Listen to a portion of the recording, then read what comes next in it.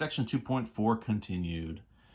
So we did multiplication and we did exponents, exponential expressions with integers. So now we'll do division, which I think will be very, very short because it really is just a continuation of the multiplication, because they are sort of the same operation forwards and backwards, right? They're sort of opposite operations. And we'll talk about square roots as well. So let's start with division. Let's see if we can sort of do that quick and then move into square roots.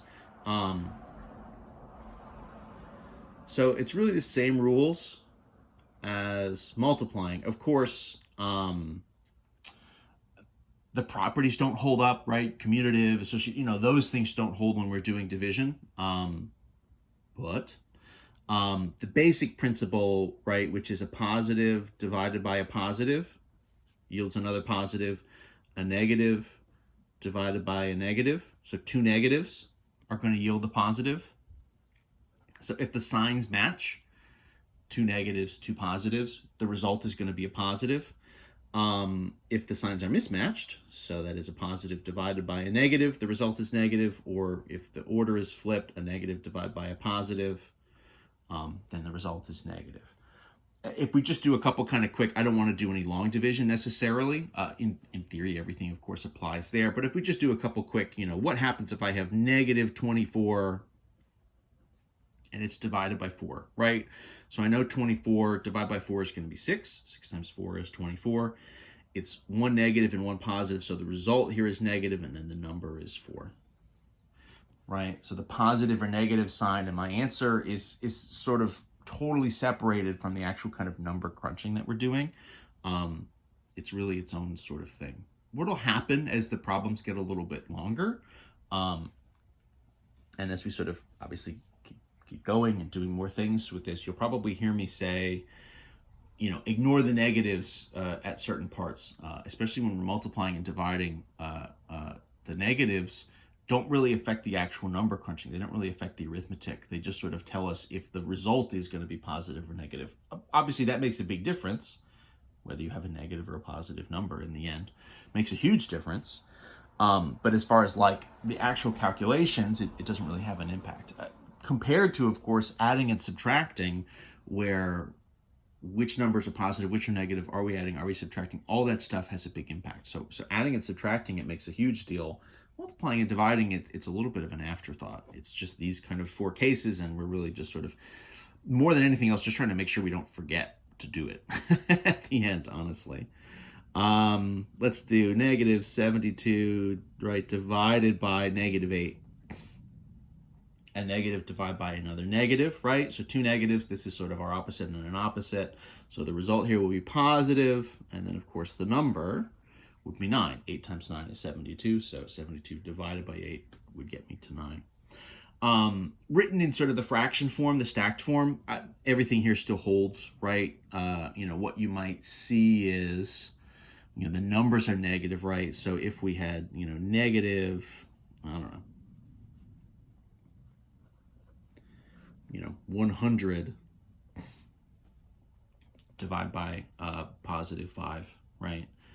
So I know 5 would go into 10 twice with the extra zeros here, so this would be negative 20, right? So a negative divided by a positive is going to be a negative. That's what I get. If I flipped, 100 and I divided it by the negative 5, I'm still going to get 20. It's a positive and a negative, so I still get negative 20, right? So all that stuff kind of holds up and behaves in some sense how you would expect relative to our multiplication rules, right? So let's take this and let's talk about square roots for a few minutes.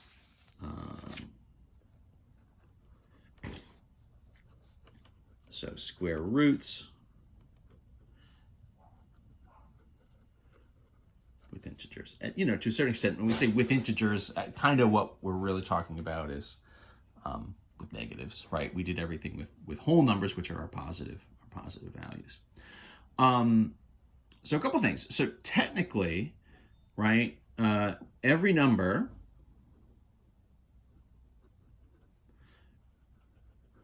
maybe I should say every sort of positive number has 2 square roots. Now, this is a thing we haven't talked about at all yet, right? We did square roots. We were just talking about it as the opposite of our exponents, the opposite of squaring, of raising it to the 2. And we just had one number, right? I mean, isn't that what we said before? And the answer is yeah.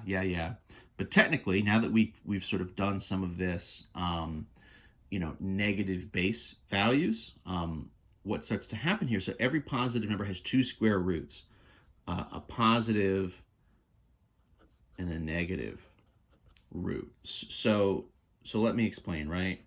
So let's look at this in reverse. So if I had 6 and I square it, right? 6 to the 2 is 36. And so what that kind of means in reverse then, right? So thus, the root of 36 should be 6, right? What was the base value we needed to kind of square and get to 36? Well, the answer was 6. Now, also, a thing that we sort of saw just in this section is that if I do negative 6 as the base number, right? So the negative is in my parentheses, and so that means negative 6 times negative 6. 2 negatives, so it's an even power, it's a negative base. The 2 negatives cancel. And I also get 36. So then does that mean the root of 36 is also negative 6? And this is where we get into a little bit of a weird, it's like a notation kind of question. There's a couple things that sort of all kind of run into each other here. And so depending on how we word it and how we sort of notate it, the answer is yes. And so what happens here, our limitation to a certain extent is this radical sign, the square root sign. When we use that symbol, what we kind of mean and what we really want out of it is only the positive version of the root. But technically, just in the world, right, a thing that is true is that any number would have both a positive or a negative root, because if you square the positive, obviously you get a positive, but if you square a negative times a negative, you're also going to get a positive value there. So there's a question of wording. So this is sort of a wording and a notation kind of issue. So the radical sign, this is a symbol we use to get only the positive root. So if you see the radical sign and we're asking for a square root, is what you're doing, we're only going to mean the positive numbers. So for instance, right, if you saw on paper, what is the root of 36? What you should write is 6. What the homework is going to expect is 6. What I would sort of expect on a test or a quiz is 6. So how would we get this other thing? So what you might say otherwise, right, sort of versus, you could ask, right, what are all the square roots of 36? So the way the sort of book does this is, they'll kind of ask you as a question, right? What are all the roots? What are all the ways to do this? The symbol really just means, the radical symbol just means a positive. But in theory, there's both, in this case, 6 and negative 6. This is an idea that really comes up a lot more later. It comes up as you get into algebra and you're solving different types of equations, which we're just not there yet to really dig into this. But it is true, and it is a concept, and so I want to make sure we've sort of seen it and kind of established it here. If you want to get a negative 6 and you're using the radical sign, so to get a negative with the root, what you do is you just sort of write the negative in front, the negative root of 36, right? And so that means the negative version of the root of 36. I know that is 6, and so obviously the negative in front would sort of get me to negative 6. So if you want specifically the negative version of your root, right, you could just throw the negative in front of the radical like that. That would be kind of the notation we would use. So for instance, right, let's do just a couple other kind of quick ones here. So root of 49. So what you're going to say, right, 7 times 7 is 49, 7 squared. So the root is positive 7. If you want the negative, you would do negative root, right? So the negative in front. So what is the negative square root of 49? So that would be the negative version of 7, and that would be kind of what we would get. You could, of course, as part of a bigger order of operations problem, you might have a series of negatives sort of stacked in front. All of that could happen. One other thing to consider, so for throwing negatives around, we can't take a square root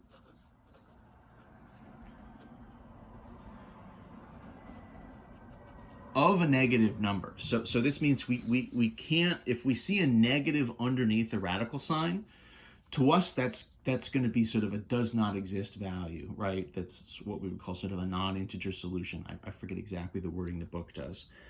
So for example, the root, if I want to put the negative under here, and so what that would mean, right?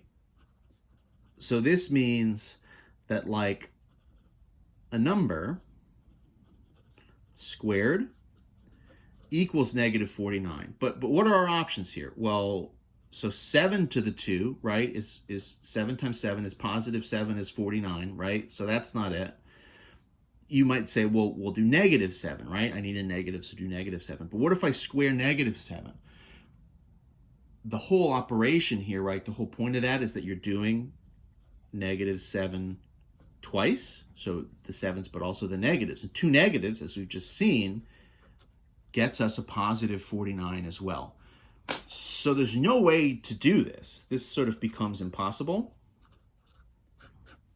And so what we would say is there's sort of no integer solution, I think is sort of the way the book writes this. There is a math sort of solution for this. It's what we use are imaginary numbers, which right there in the name, literally this is not a real number. This is a made up sort of conceptual idea. So, this is the case sort of in the math world where it's like, there isn't really a way to do this, but what if we could? People just like, but what if we did anyway? What if we just did it and we're legends? They sort of went Fire Festival on it. And so they just made up an imaginary number, I, to use in those situations. Again, that's more of an algebra concept, so that's something that would be happening later. And surprisingly enough, it even has some real world applications, something that literally does not exist. It's called imaginary. It's not a real thing, right? It's not a real sort of concept. But it actually has some applications and is useful in the real world. So go figure. Math is pretty complicated.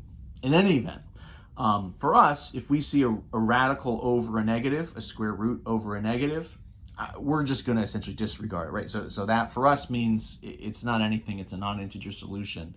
So whatever the sort of option is in the homework, that's, does not exist. This is not an integer solution. Again, I forget exactly what the wording is in the book, but it's something like that, and that's what you should mark. On a test or quiz, you could just say, does not exist, is imaginary. You can kind of notate it however you want. And there we go. That's the end of 2-4. So that's right, multiplying, exponents, dividing, and then some square roots, all with integers. Nice job.